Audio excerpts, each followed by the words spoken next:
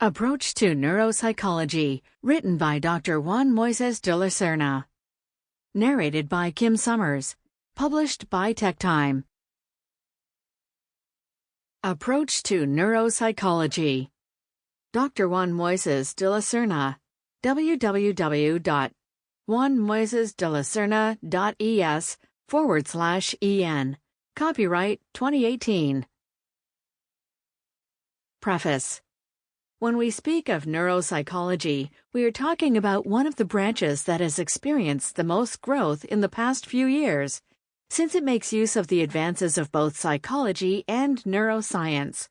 The field of neuropsychology embraces theoretical aspects, as well as those in practice regarding disorders and traumas. This is a field that is ever more in demand due to the great benefits that it offers to patients. Acknowledgements. I would like to take this opportunity to thank all the people who collaborated with their contributions towards the completion of this book, especially Dr. David Levilla Munoz, tenured professor of digital communication and new trends at the European University.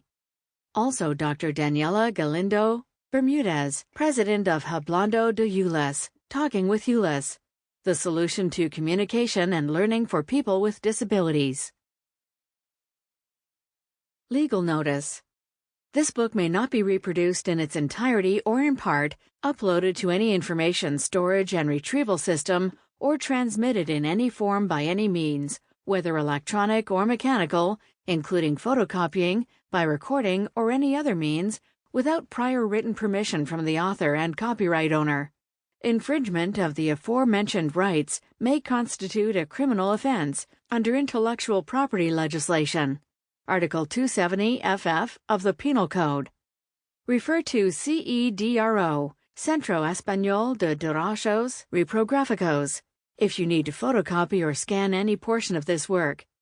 You may contact CEDRO online at www.conlicencia.com or by phone at 91702-1970 or 93-272-0447. Copyright Juan Moisés de la Serna, 2018.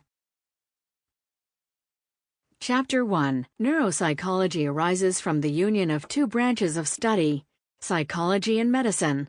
Their subject of study being psychological processes, memory, attention, and language, and how these develop with age, and whether they are altered by developmental disorders and problems associated with traumas, illness, or old age. Regarding the brain, it is important to understand its neural foundations, especially in regards to the psychological capabilities that neuropsychology deals with. Anatomically, the cerebral cortex is divided by the central sulcus, which leaves the right hemisphere to one side and the left to the other side.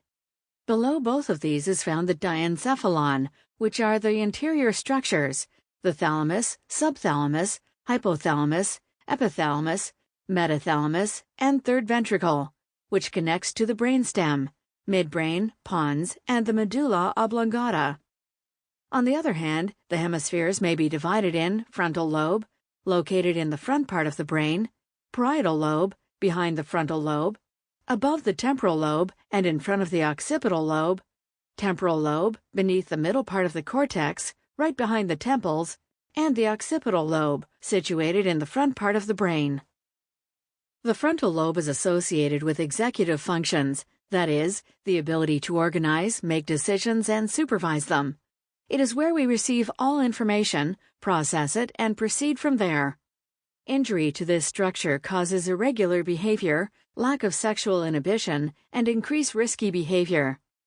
The parietal lobe is the center of sensory information and plays an important role in language. If injured, it can cause dyscalculia.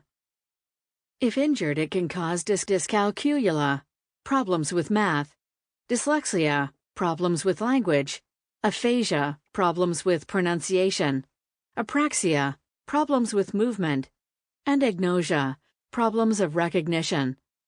The temporal lobe, involved in the process of language related to auditory processing, also plays a part in the processing of complex images. Furthermore, it plays a part in the processes of long-term memory consolidation. Sample complete. Ready to continue?